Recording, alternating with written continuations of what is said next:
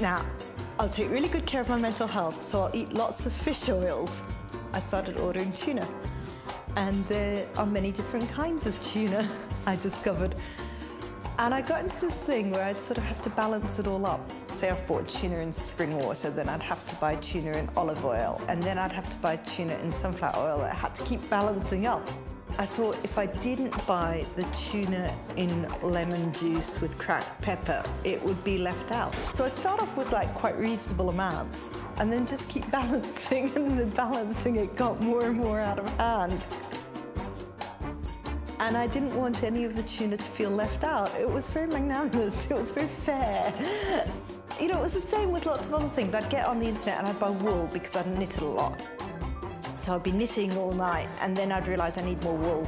So I'd go into different shops on the internet, and then there'd be one shop here and one shop here, and I'd think, if I buy from this shop and I don't buy from that shop, it'll be left out. And I don't want to leave it out, because it would feel bad, it would be rejected. You know, I try to make an either-or decision, but then I'd start feeling guilty about leaving one or other out. So I'd even it up. And that meant I bought a lot of things. I was reading through an old diary, and it just said, sometimes I get the feeling that I am God, all-powerful, omnipotent, or something like that. And it was this little spiel about how I was running the world, or felt like I was running the world, felt so amazingly powerful. I remember how that feeling was, but I've got no sort of concept of how I came to feel that way. I get kind of hypermania, which isn't the full-blown delusional mania. I just get the feeling that life is fantastic, that I'm very in control, that everything's just wonderful. You know, music sounds fantastic. Books are the best book you've ever read. If you go to a film, it's like a 3D experience. You know, I could sit up all night looking at cherry tomatoes, thinking they're just so beautiful. But then it all kind of wears off. It can't last. And you start to go down, and all the life just drains away, all the colour drains away, everything just goes back to kind of monochrome and black and white and grey. Just, you see the grey instead of the colour. Now, I'm going to tell you about my man, Andrew. He lives in Kent, runs a successful art gallery in central London. He's a family man, he's got 5 children, and the man loves his jazz.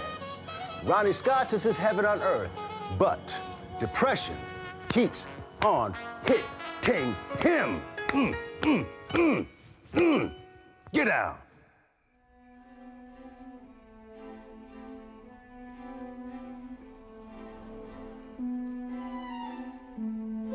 Because it creeps up on you so slowly, inch by inch by inch.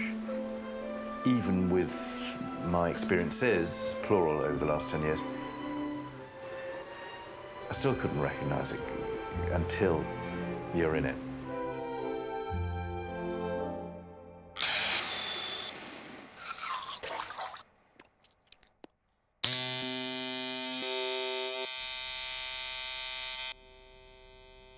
Although I wasn't well, I was continuing to get in my car and drive to work every day.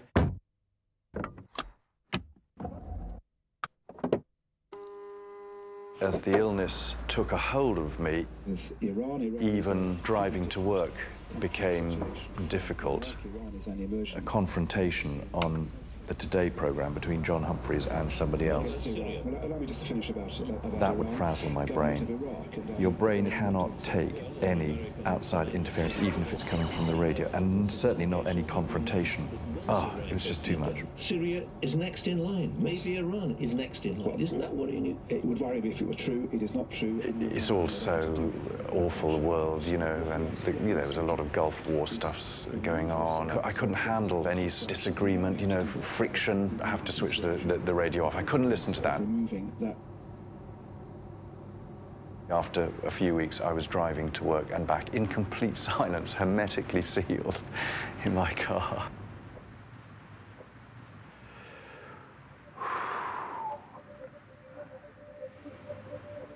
That's what's very insidious about it. It just creeps up on you very, very slowly.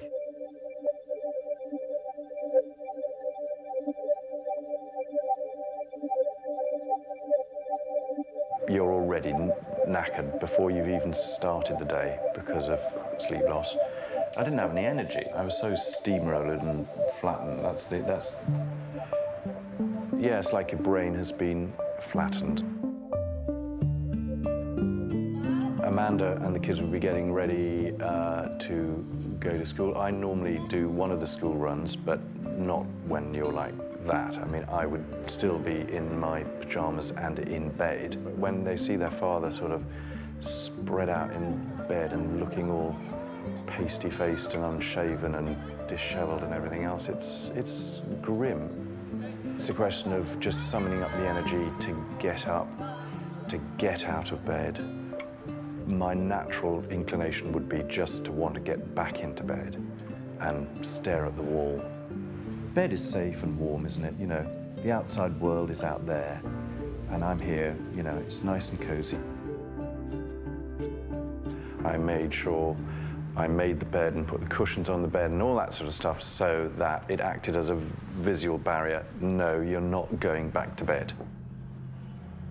There could be problems getting dressed in the morning because, again, decision-making, forget it. You know, you can't take a decision, certainly not about anything important, but even the most trivial little things became difficult decisions, like what to wear, what shirt to put on, what trousers. I'm going to be too hot or too cold today. I'll have to change up, I'll have to warm a shirt on. Is this shirt warmer than that shirt? Or, oh dear, dear. It might take me half an hour, 3/4 of an hour to get dressed. It's almost comical when I look back on that person